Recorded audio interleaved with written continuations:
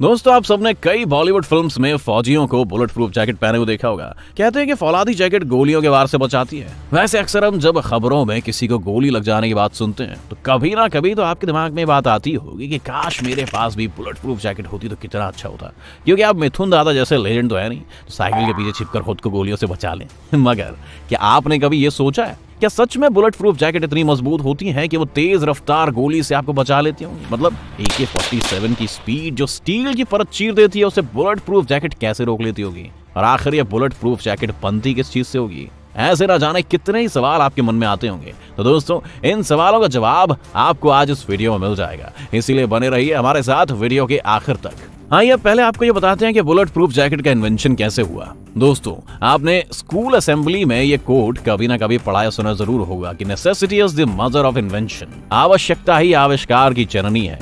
तो बात है पाषाण काल की। चिंता मत कीजिए, हिस्ट्री नहीं पढ़ाएंगे आपको, बस ये जान लीजिए कि जब मेटल या धातु की खोज नहीं हुई थी तब इंसान घायल होने और हमलों से बचने के लिए जानवरों की चमड़ी का इस्तेमाल करते थे और उन्होंने जानवरों की मोटी चमड़ी के कोट या जैकेट बनाना शुरू कर दिया था। हर वक्त बदलने के साथ साथ अब हथियार भी बदल रहे थे, क्योंकि पहले के समय में जंगली जानवर या पत्थर, लकड़ी या हड्डी के बने हथियारों से ही खतरा हुआ करता था। ऐसे में वो मोटी चमड़ी वाली जैकेट सफिशिएंट थी। लेकिन अब भैया मार्केट में धातु यानी कि मेटल आ गए, जिसके बाद प्रॉपर हथियार बनने लगे, यानी कि तलवार, धनुष, भाला वगैरह। अब वो चमड़े वाला कोट तो काम नहीं आने वाला था, तो इन अस्त्र शस्त्रों से बचने के लिए 15वीं शताब्दी में लोहे के कवच बनाए गए, जिसे आपने देखा होगा। एग्जाम्पल के लिए बाहुबली जैसी मूवीज को ले लीजिए। ये कवच बहुत कठोर धातुओं को ठोक पीट कर बनाए जाते थे, जिस वजह से बहुत भारी हो जाते थे।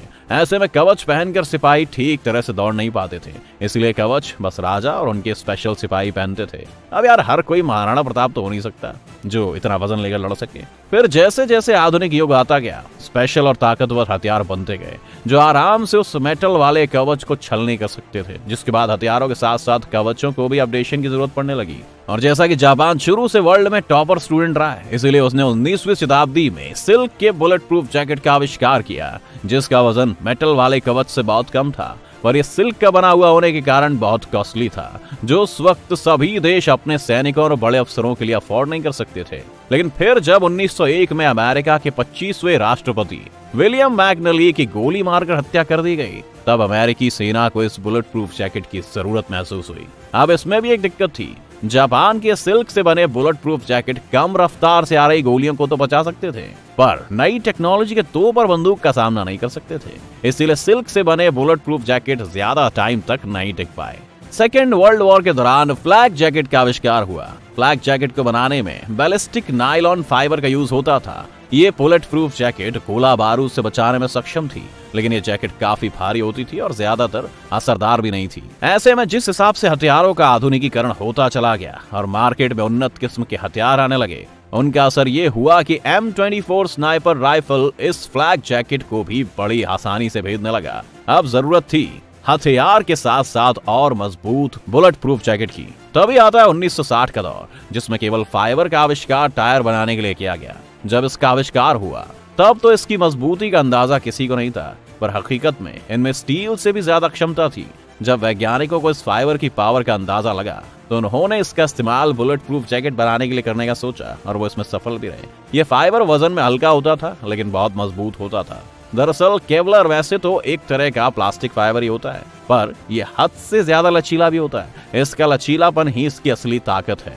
इसी कारण ये काफी टिकाऊ भी होता है। इसके अलावा जो इसकी सबसे खास बात है वो ये है कि ये अपने कांटेक्ट में आने वाली एनर्जीज को सोख लेता है और उस एनर्जी को अलग अलग हिस्सों में तोड़ देता है। अपनी इन प्रॉपर्टीज के कारण केवलर किसी इंसान की तरफ आने वाली गोली को रोकने और उसकी एनर्जी को सोखकर बेअसर करने में काफी असरदार है। इसकी कीमत भी ज्यादा नहीं है, तो कोई भी देश इसे आसानी से अफोर्ड कर सकता है। यानी इस तरह से जैकेट पहन के आप खुद को मिथुन दा की तरह साइकिल के पीछे छुपा सकते हो। तो आइए अब जानते हैं कि अभी वर्तमान में यूज होने वाली ये केवलर बुलेट प्रूफ जैकेट कैसे बनती है। जैसा कि हमने आपको बताया कि केवलर एक तरह का प्लास्टिक फाइबर ही है और ये लचीला भी है, लगभग कपड़े की तरह, पर कपड़े से थोड़ा कम। तो इसे जैकेट बनाने के लिए सबसे पहले इस फाइबर को उस फॉर्म में लाना होता है जिसमें से आसानी से जैकेट सिली जा सके, जो अपने बेस्ट फॉर्म में हो। इसके लिए सबसे पहले इस फाइबर को केमिकल्स के घोल में डालकर कताई करते हैं। जैसे रुई से धागा बनता है, बिल्कुल वैसे ही और उसकी मदद से केवलर धागे की बड़ी सी रील रेडी कर ली जाती है।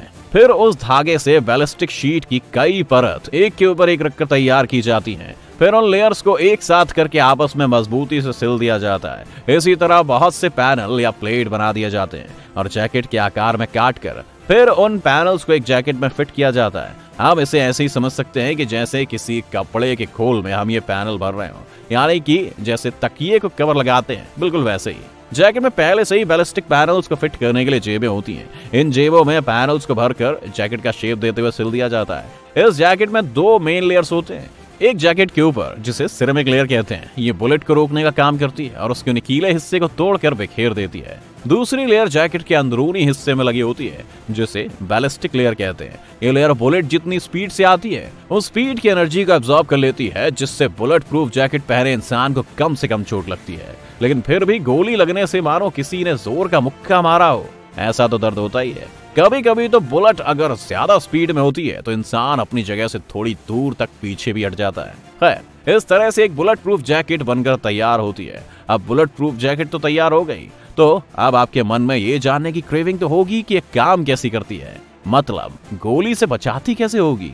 तो आइए जानते हैं कि बुलेट प्रूफ जैकेट कैसे काम करती है। दरअसल जब भी कोई गोली इन बुलेट प्रूफ जैकेट की ऊपरी प्लेटों से टकराती है तो उसकी स्पीड कम हो जाती है। यहाँ बुलेट प्रूफ जैकेट की फर्स्ट लेयर स्पीड ब्रेकर की तरह काम करती है और गोली को छोटे छोटे टुकड़ों में बिखेर देती है। फिर गोलियों की शरीर को भेदने की क्षमता कम हो जाती है, जिससे बुलेट प्रूफ जैकेट पहने हुए इंसान के शरीर के कांटेक्ट में बुलेट नहीं आ पाती है। अब इतनी स्पीड से बुलेट आएगी तो उससे बहुत ज्यादा एनर्जी तो निकलेगी, तो उससे जितनी भी तेज एनर्जी निकलती है उससे बैलिस्टिक प्लेट की दूसरी लेयर सोख लेती है। इससे बुलेट प्रूफ पहने इंसान को कम नुकसान पहुंचता है। शुरू में बुलेट प्रूफ जैकेट का यूज इसलिए किया गया ताकि गोलियां इंसान के शरीर से ना टकरा सके, लेकिन इससे निकलने वाली तेज एनर्जी के लिए कोई उपाय नहीं किया गया। भले ही गोली से इंसान बच जाता था, लेकिन उसकी एनर्जी से बॉडी के इंटरनल पार्ट्स डैमेज होते थे। इस कारण से कई सैनिकों की भी मौत हो गई।